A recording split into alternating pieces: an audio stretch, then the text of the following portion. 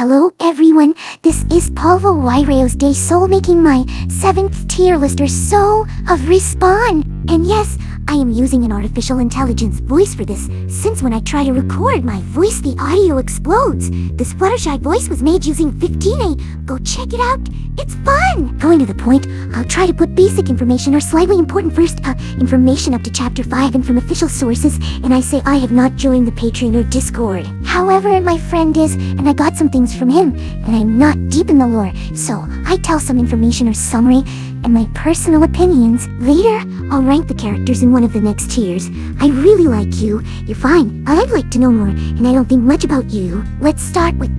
I was going to go by alphabetical order, but the very first character is the amalgamation, and I have no idea of what to say. Apart that it is very, very interesting reading those two characters' conversation in Calvin's story, whoever they are, and all of its implications. Next is Blackjack.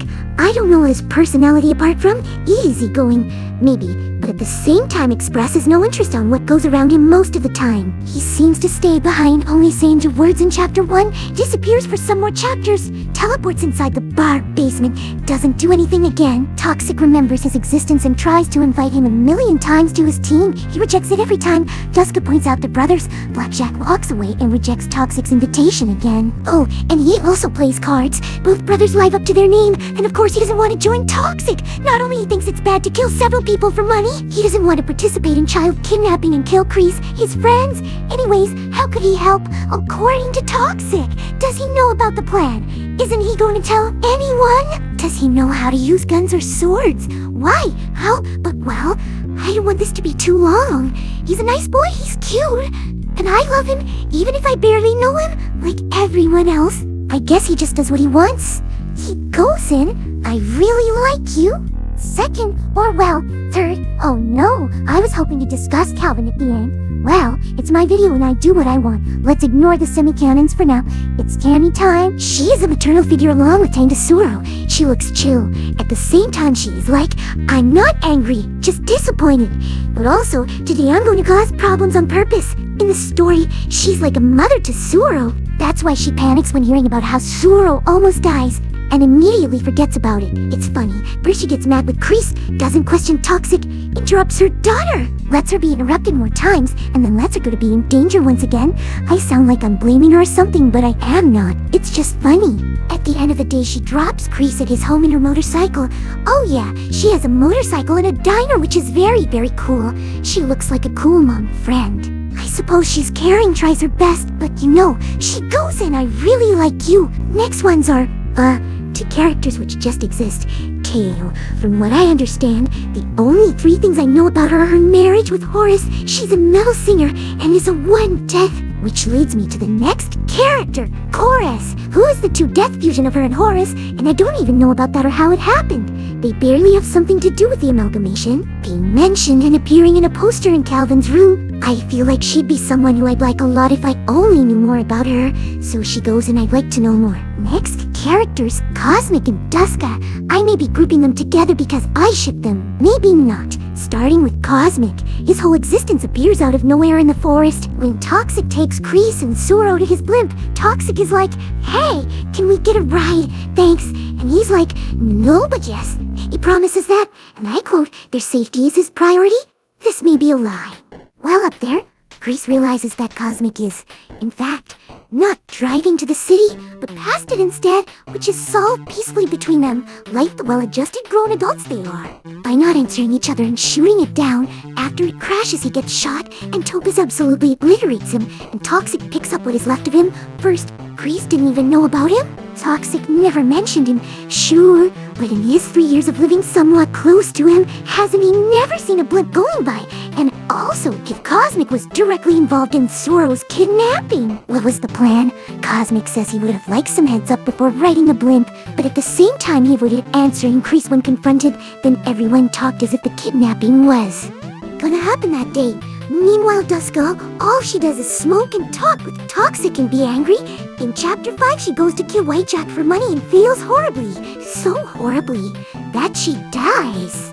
I guess someone hates to see a girl boss winning. Also, her corpse falls behind Toxic and he doesn't even care, which is not surprising. Okay, listen, trust me when I say that I am skipping half of the original script, which is about how Cosmic has a crush on Desc. It is only mentioned outside of the comic. You know what? Surprise! They belong in their own unique tier. Kiss now, and you can't do anything about it. Next, the Executioner. He exists. I guess he goes in. I don't think much about you. I don't think about him at all. He kills people and has a beard. Then we have Froggy.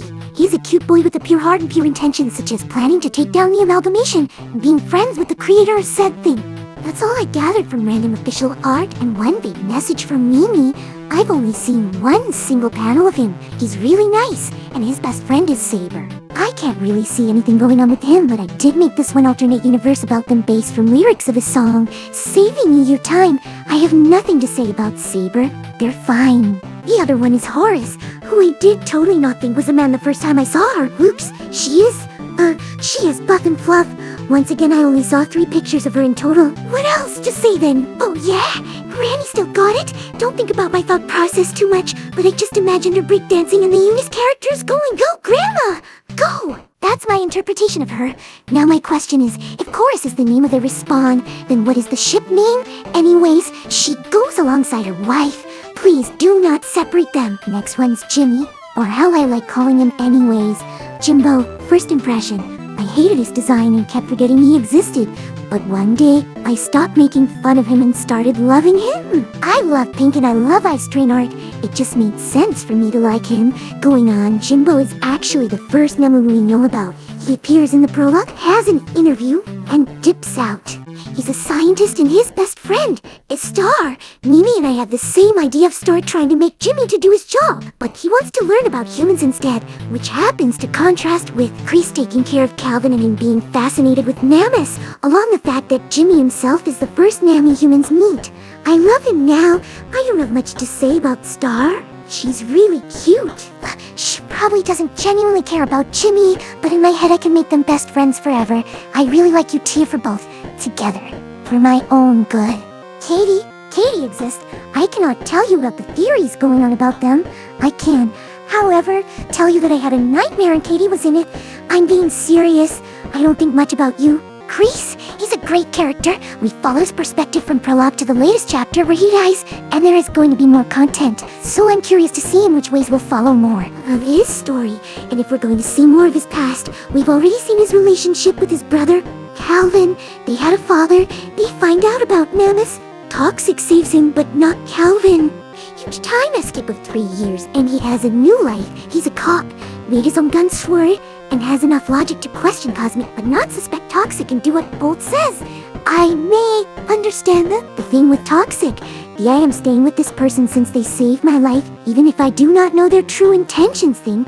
But when Volts told him to take Shuro back, why does he just do it? How do you think that Suoro would react to him taking her away as her father kills her guardian like nothing?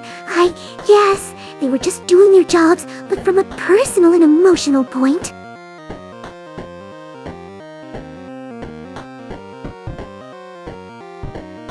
Now Miter? He is the leader of some part of Nemulia. I forgot which one, and has something to do with the Executioner. He used to be friends with Topaz and Suoro, and is in search of her. Note that she is not wanted dead, just returned to him. That's interesting. Why would a leader want something to do with Suoro? I haven't seen a single implication of what or why it happened so far. All I've read is that they were kind of like a father and a daughter. So, I'd like to know more about you, pretty please. I was almost done writing this, then I remembered I almost forgot Pyrite. Sorry?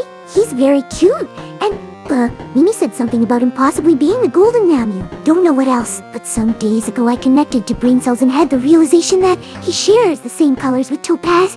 They both have similar names and have something to do with Suoro. For a character with his own story, just like Frog and Jimmy, I have hardly seen little to no content of him.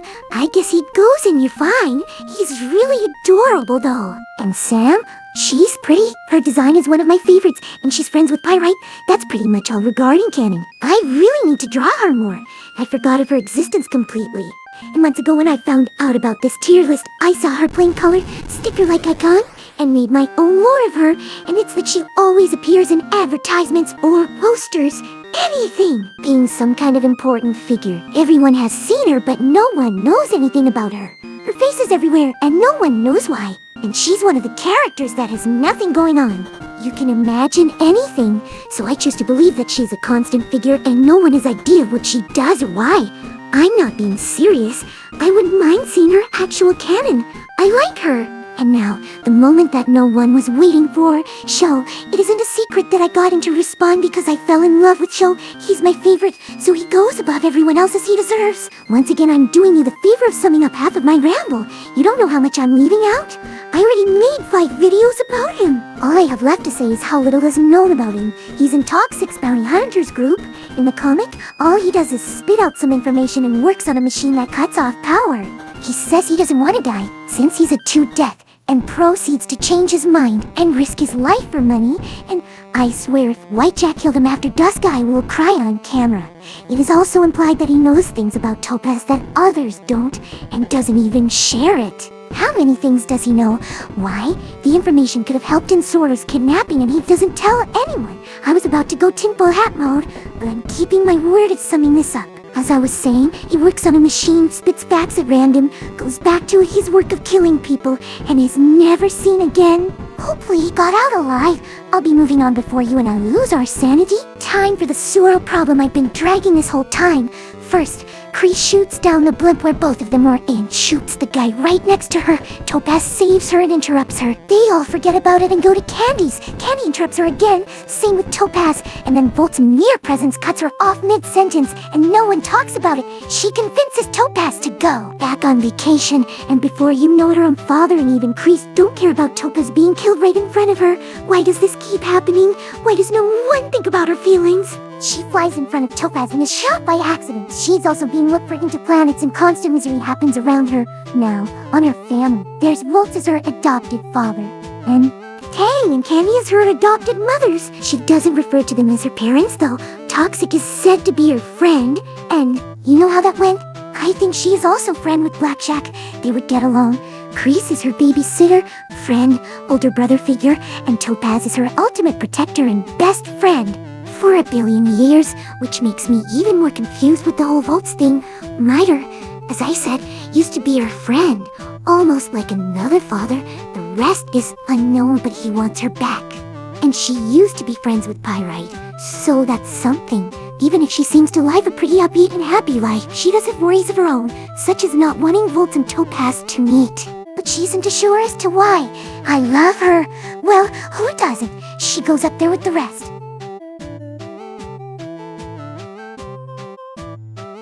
And over this whole time I do like him, I just don't get him. And Topaz, he's very cool. Just the whole situation of meeting Topaz and asking him questions, and he's like, oh, I can't say much. And he says much anyways. And Volt shoots Topaz in front of Suro for answering his own question. I'm super confused as to why he did that, but I don't dislike him. However, he's in timeout. Go think about what you've done. Oh, and YTJACK, he also suffers from the universe keeps shutting me a curse. He's cool. You're fine.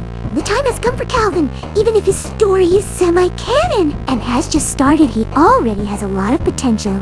Okay, so he loves Nemus. He gets eaten by the amalgamation while Kreese isn't looking. Years later, he is still alive.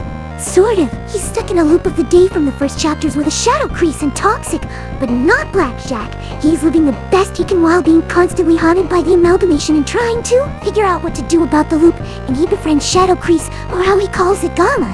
He's such a sweetheart, and I just really wish the best for him. All I want is for him to reunite with Kreese. Even if it's never going to happen, I can always go back to my alternate universe. Wait, hell, I almost forgot Toxic. Oh, Toxic, I have so many mixed thoughts about you. He's a bitch. He likes money. The entire story is telling you that he cannot be trusted. He's trusted anyways. Just like in all of my past tier lists, he goes all the way to the bottom. Not because I hate him, but because of all my mixed thoughts.